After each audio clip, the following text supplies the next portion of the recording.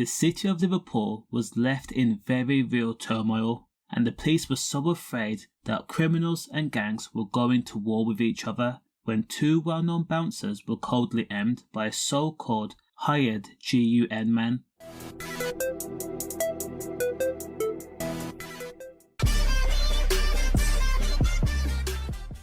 Kevin and Nathan had both made a name for themselves as no-nonsense door security. They had manned doors for clubs and nightclubs across Liverpool. Now, the fact that both men had criminal records, one for nap and also scrapping, and the other one for public order offences and also scrapping, only added to their credibility. It was almost as if it was a badge of honour, or more akin to a CV.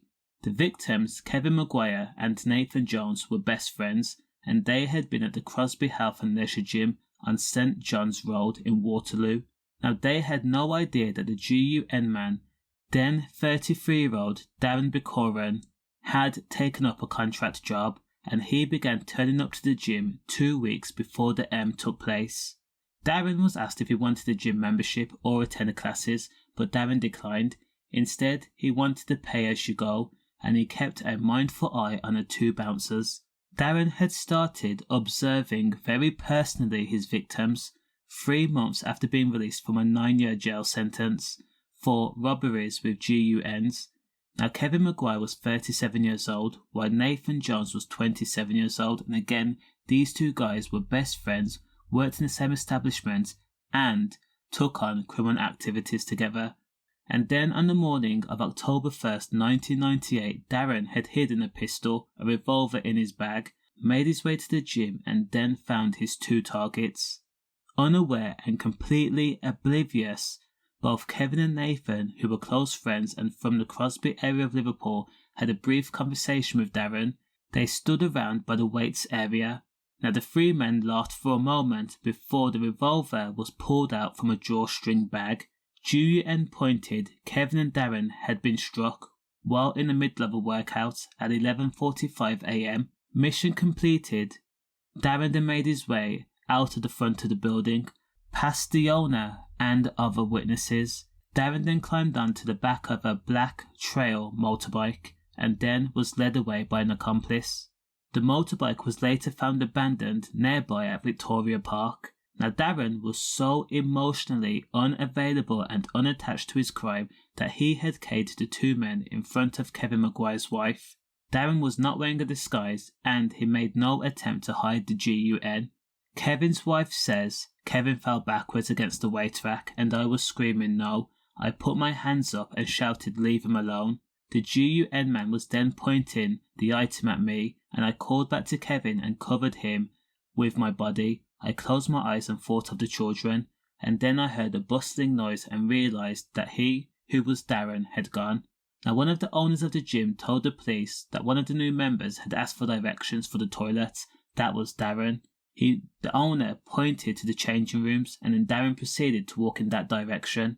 The owner says he heard a loud bang, followed by Nathan Jones running past him. He was followed by the GUN man, which again was Darren, and then Nathan was struck with ammo right in front of him. Now, Darren McGuire had fired at Nathan 3 times from close range and at quick succession. Tragically, Nathan Jones had been struck with ammo to the heart area. Still, Nathan continued to try and run, trying to escape via the changing room. Now, Nathan Jones was rushed to hospital but was quickly pronounced dead. As for Kevin McGuire, he was pronounced dead at the scene as ammo had passed through the right arm diagonally, entered the chest and then broke through the organs. Kevin McGuire's wife also went to the police and told them exactly what she knew and her version of events. Ultimately, Darren McGuire was arrested and he was picked out of an ID parade. When Darren was interviewed by police, he told police that he had heard both Kevin and Nathan had played rugby and heard rumours that the men were notorious as not for being bouncers, but they were gangsters too. Criminals, and everyone knew it, even in the Liverpool underworld, because they had taxed a lot of crime organisations, including dealers.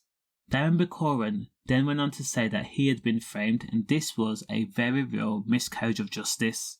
However, when police looked into Darren's personal life and his background, they found out that he had previously served a jail sentence for GUNs, so at the very least he had access to these items. And the black trail motorbike that was caught on CCTV leaving the crime scene was linked back to the Liverpool man. Now, police and the prosecution believed that Darren had been paid a sum of money to carry out the M.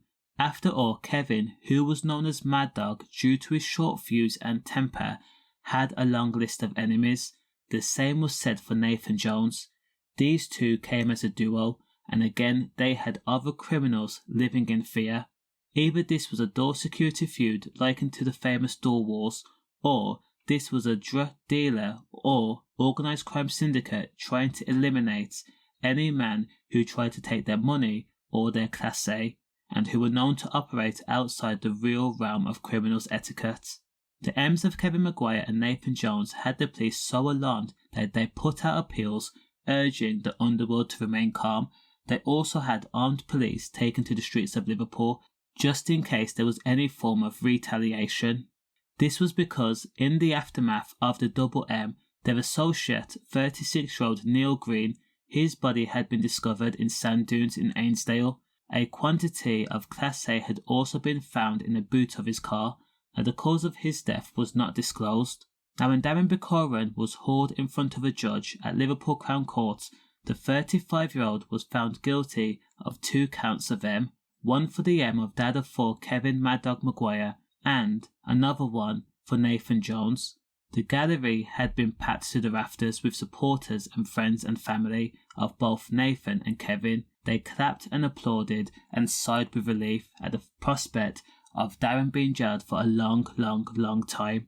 Now, it was also alleged that Darren had kept silent, calm, and then smirked while he was led away by 4 prison escorts after he was jailed for life. Now, Darren had denied all charges against him, even when he was presented with the evidence, even when he was told that they knew he had access to GUNs, especially items like revolvers, and how that he was attached to the Black Trail motorbike.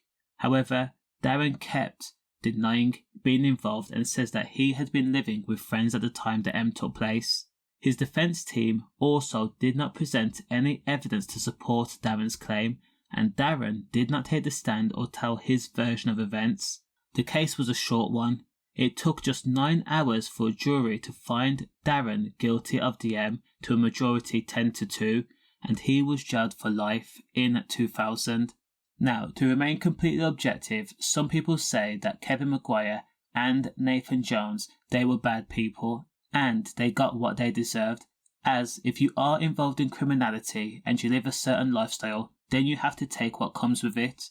You can't go around taxing other criminals and other dealers and expect nothing to happen. Essentially, if the rumours are right, these men had an air of untouchability, and they believed that they would not be held accountable for their actions. However, a life lost is still a life lost. Condolences. Stay safe.